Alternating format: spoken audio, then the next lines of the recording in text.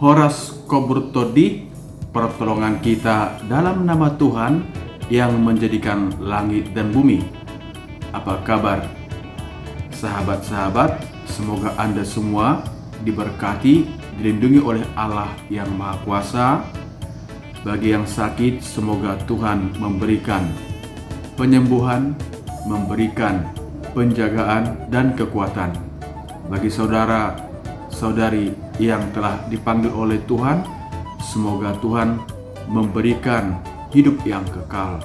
Dan kepada saudara-saudari keluarga yang ditinggalkannya, mendapat kekuatan iman. Pada kesempatan ini saya juga ingin mengucapkan turut berduka atas meninggalnya Ibu Rusmaida Boru Saragi, Manang Oku Martupa Boru, yang sudah dipanggil Tuhan kemarin hari Selasa pada tanggal 29 sore setelah keluar dari Rumah Sakit Harapan Pematang Siantar. Keluarga ini saya kenal dekat ketika saya masih berkarya melayani di Paroki Beato Dionysius Sumbul, Kabupaten Dairi. Semoga arwah ibu ini diterima Allah Bapa di surga dan keluarga mendapatkan ketabahan dalam iman. Sahabat sekalian, kita pada kesempatan ini ingin belajar bersama, menggali bersama, karena saya juga bukan ahlinya, tapi dengan belajar bersama ini saya juga kembali diingatkan, disegarkan akan pengetahuan atau poin-poin tentang iman kita. Pada kali lalu kita sudah melihat tentang syahadat iman kita, di mana pada kalimat pertama dikatakan kami percaya akan satu Allah. Nah, di situ juga kita sudah membahas bagaimana Allah memperkenalkan dirinya kepada Musa dalam bentuk rumput yang bernyala tetapi tidak terbakar. Dengan kesadaran yang penuh, Musa ingin mengetahui kenapa bisa terjadi demikian. Maka ketika dia ingin mendekati rumput yang terbakar itu, justru Tuhan melarang untuk mendekat karena tanah itu adalah tanah yang suci. Persoalannya ialah di situ Tuhan memperkenalkan siapa dia, siapa namanya. Ya, sebagaimana biasa nama, misalnya seperti saya, nama saya adalah Dan Risman, marga saya Sitanggang. Kalau begitu Allah namanya siapa? Apakah dia punya nama? Nah, kita akan melihat dahulu dari Keluaran pasal 3 ayat 13 sampai dengan 15. Di mana di situ Musa berkata kepada Allah, "Tetapi apabila aku mendapatkan orang Israel dan berkata kepada mereka, Allah nenek moyangmu telah mengutus aku kepadamu, dan mereka bertanya kepadaku, bagaimana tentang namanya? Apakah yang harus kujawab kepada mereka?" Firman Allah kepada Musa, "Aku adalah Aku." Lagi firman-Nya, "Beginilah kau katakan kepada orang-orang Israel itu, Akulah Aku, telah mengutus aku kepadamu. Itulah namaku untuk selama-lamanya, dan itulah sebutanku turun-temurun." Memang sangat cerdas si Musa ketika dia yang menyuruh dia untuk pergi ke orang-orang Israel yang sedang terpuruk karena perbudakan itu. Si Musa ingin meyakinkan dirinya. Dia disuruh. Lalu nanti kalau orang Israel bertanya, siapa nama yang menyuruh kamu? Molilkon halak batak, isi manuruho. Si panggarok ko roho tuson madokon ho gabe pangulu nami, manang gabe pimpinan nami. Kani manuain, isi halakna, isi guarna, kan ide dokon. Jadi si Musa tadi bertanya, apabila nanti orang Israel berkata, siapa namanya? Bagaimana tentang namanya? Nah, Tuhan tadi mengatakan, katakanlah, aku adalah aku. Akulah aku. Jadi dengan mewahyukan atau memberitahukan atau memperkenalkan namanya yang penuh rahasia. Rahasia karena menurut kebiasaan kita, apa itu aku adalah aku? Nah, kan? Atau aku adalah, atau akulah aku. Jadi kalau dalam bahasa Ibrani, nah ini yang pernah saya pelajari dulu walaupun tidak begitu mendalam, hanya sekilas, disebut dengan huruf mati bahasa Ibrani, yaitu Yahweh. Nah, Yahweh atau aku adalah dia yang ada. Nah, aku adalah dia yang ada atau aku adalah aku ada. Jadi ini memang perlu telah yang mendalam. Jadi Allah menyatakan siapa dia dan dengan nama apa orang harus menyapanya. Ternyata nama Allah ini penuh rahasia, sebagaimana Allah itu sendiri adalah penuh rahasia. Ia adalah nama yang diwahyukan dan pada waktu yang sama boleh dikatakan sebuah penolakan untuk menyatakan suatu nama. Ya kan? Allah mengatakan, aku adalah aku. Andaikan dikatakan, aku adalah Hamonangan, itu sangat jelas. Tapi ini aku adalah aku atau akulah aku. Tetapi justru karena itu ia menegaskan dengan cara yang paling baik siapa sebenarnya Allah.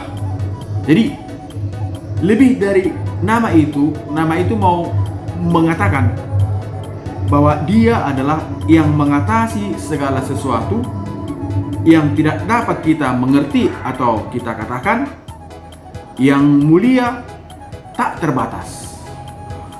Jadi nama itu harus dijelaskan dengan suatu konsep atau suatu pengertian, begitulah kira-kira penjelasannya. Jadi ia adalah Allah yang tersembunyi. Yesaya pasal 45 ayat 15. Namanya tidak terkatakan. Bandingkan kitab Hakim-Hakim pasal 13 ayat 18. Dan bersama itu pula ia adalah Allah yang menghadiahkan kehadirannya kepada manusia. Nah, ini yang menarik.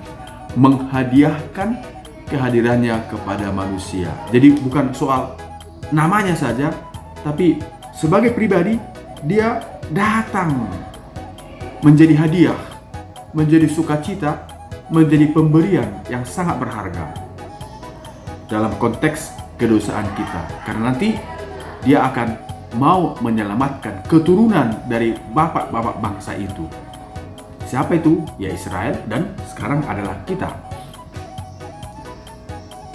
Kemudian bersama dengan namanya, Allah mewahyukan sekaligus kesetiaannya yang ada sejak dulu dan akan tinggal selama-lamanya. Luar biasa ini. Suatu permenungan refleksi yang sangat mendalam. Jadi dia memberikan dirinya, menghadiahkan dirinya, dan juga menyatakan kesetiaannya bahwa dia akan menemani kita. Immanuel, Allah beserta kita. Dalam kitab Keluaran pasal 3 ayat 6 ditulis demikian, aku ini Allah nenek moyangmu dan akan tetap setia. Keluaran pasal 3 ayat 12, aku ada beserta kamu. Allah yang menamakan diri aku ada, mewahyukan diri sebagai Allah yang selalu hadir, selalu menyertai bangsanya untuk meluputkannya. Sahabat sekalian, mengingat kehadiran Allah yang penuh rahasia dan mempesona, akhirnya kita manusia menyadari kehinaan kita. Kita lihat bagaimana kisah Musa melihat semak berduri yang menyala. Di depan semak berduri yang menyala, Musa membuka sandalnya. Nah, ini kan tanda tidak pantas, dan menutup mukanya sebab takut memandang Allah. Keluaran 3 ayat 5 sampai dengan 6. Di depan kemuliaan Allah yang 3 kali kudus, Yesaya berseru. Nah, ini pada waktu panggilan Yesaya. Celakalah aku binasa, sebab aku ini adalah seorang yang najis bibir. Yesaya pasal 6 ayat 5. Kemudian melihat tanda-tanda ilahi yang Yesus lakukan, dalam kehidupan Yesus, Petrus berseru, "Tuhan, pergilah daripadaku, karena aku ini adalah orang berdosa." Lukas pasal 5 ayat 8. Tetapi karena Allah itu kudus, sekarang karena Allah itu kudus, bahkan maha kudus, Ia dapat mengampuni manusia. Sekali lagi, Ia dapat mengampuni manusia yang mengakui diri sebagai orang berdosa di hadapannya. Langsung dengan syarat, Allah yang maha bebas itu akan mengampuni kita kalau kita mengakui diri sebagai orang berdosa di hadapannya. Hosea bab atau pasal 11 ayat 9. Aku tidak akan melaksanakan murkaku yang bernyala-nyala itu, sebab aku ini Allah dan bukan manusia yang kudus di tengah-tengahmu. Demikian juga Rasul Yohanes berkata dalam 1 Yohanes pasal 3 ayat 19 sampai dengan 20. Demikian pula kita boleh menenangkan hati kita di hadapan Allah, sebab jika kita dituduh olehnya, Allah adalah lebih besar daripada hati kita serta mengetahui segala sesuatu.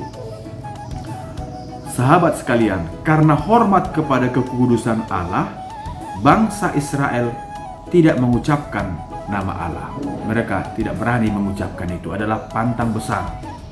Maka mereka mengatakan Adonai, Tuhan. Waktu membaca kitab suci, nama yang diwahyukan diganti dengan gelar martabat ilahi. Gelar martabat ilahi yaitu Tuhan, atau bahasa Yunani Adonai. Dengan gelar ini, kealahan Yesus diakui secara meriah. Yesus adalah Tuhan. Tuhan berarti yang dihormati, yang dimuliakan, yang dipuji. Dia punya otoritas, maka Dia adalah Allah. Maka kita pun tak ragu mengatakan Yesus adalah Tuhan, karena Dia adalah Allah. Allah Bapa yang mewahyukan diri dalam diri Yesus. Wah, sahabat sekalian, menurut hemat saya sangat mendalam, sangat menarik artikel tentang aku adalah aku ada, tentang siapa atau apa nama Allah. Rupanya dalam ketika Allah mengatakan siapa dirinya, pertama Dia mengatakan bahwa Dia adalah yang tak terbatas, yang tersembunyi, tapi menghadiahkan dirinya kepada kita. Yang kedua, bahwa dalam memperkenalkan dirinya, Allah sekaligus menyatakan kesetiaannya. Dia akan menemani kita, Dia akan menyelamatkan kita. Dan yang ketiga ialah kita percaya bahwa Yesus yang adalah Putra Allah adalah Allah itu sendiri. Kalau Dia mati wafat di salib, yang mati bukan Allah, yang mati adalah kemanusiaannya. Salam Kompurtondi. Semoga berkenan kita sama-sama belajar, sama-sama bertanya, sama-sama merenung. Aku hanya membantu saja. Shalom, Horas. Selamat beraktivitas.